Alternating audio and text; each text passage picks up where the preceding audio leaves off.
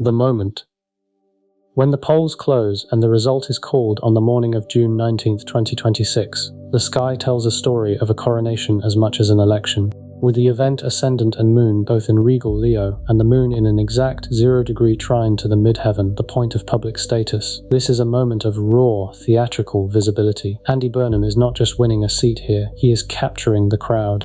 In mundane astrology, the moon represents the public mood, and its placement in the sign of the king suggests the electorate is craving a strong, charismatic figure to step into the vacuum of power. However, the air is thick with disruption. The sun is in Gemini, the sign of the media and the messenger, closely engaged with Jupiter in Cancer, signaling a massive swell of news and rhetoric around home and domestic concerns. But the darker, heavier mechanical noise of the sky comes from Uranus in Gemini square the true node. This aspect, where the planet of sudden rebellion clashes with the point of destiny, suggests this event is not a footnote, it is a jagged detour from the established path.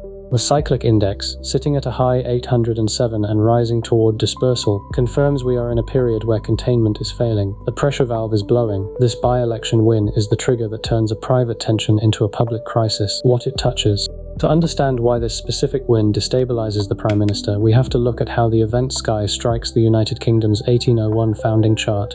The signature here is unmistakable. Transiting Uranus is in a tight, volatile square to the UK's natal Pluto.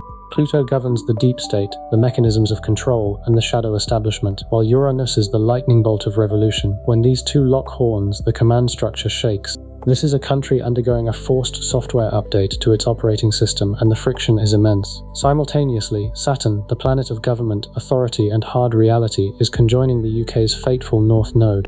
The weight of historical necessity is sitting on the government's shoulders. The transiting Mars, bringing conflict, is also square the UK's natal Saturn, representing the government itself. In plain terms, there is a war between the executive branch and the prevailing forces of the time. The Iron Lady architecture of the British state is being actively besieged. The dynamic with Burnham himself is equally telling. In the synastry between Burnham and the UK, the nation's Mars, the drive and assertive will of the country, is in a perfect trine to Burnham's moon. He intuitively channels the UK's anger and drive. He feels like a container for the public's frustration. Furthermore, the UK's Pluto is trine his Jupiter, meaning the deep transformative power currently surging through the British state directly empowers his expansion and success. He is surfing a plutonic wave of structural change that Keir Starmer, representing the incumbent Saturnian guard, cannot repel. How it rolls forward. The narrative arc spanning the 3 months before and after this event points to a summer of profound realignment.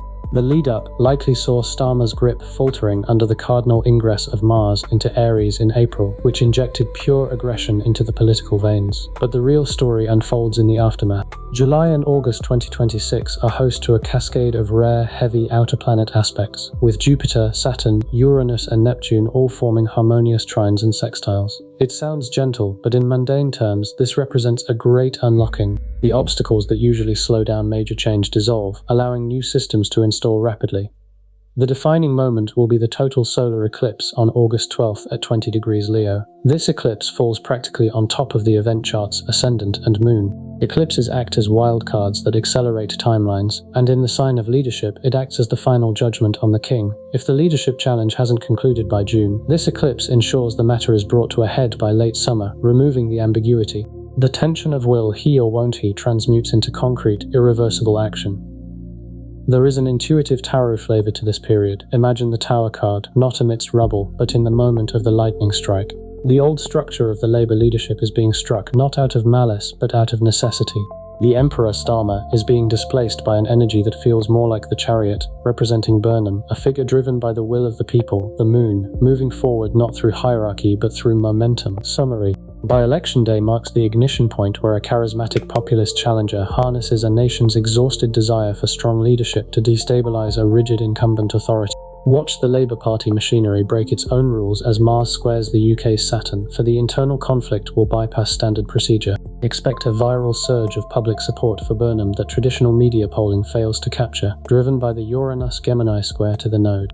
The August 12th total solar eclipse in Leo acts as the deadline for the leadership contest, forcing Starmer to either concede or face a humiliating public fracture. Monitor for sudden shifts in constitutional norms or party protocols, as Saturn conjoining the UK's node suggests a fundamental change in how the party is led. Watch the late July period when the outer planets align, for this is when the deal is likely done and the new faction assumes control. The data suggests we are not witnessing a mere leadership contest, but the climax of a broader rewriting of the British political playbook.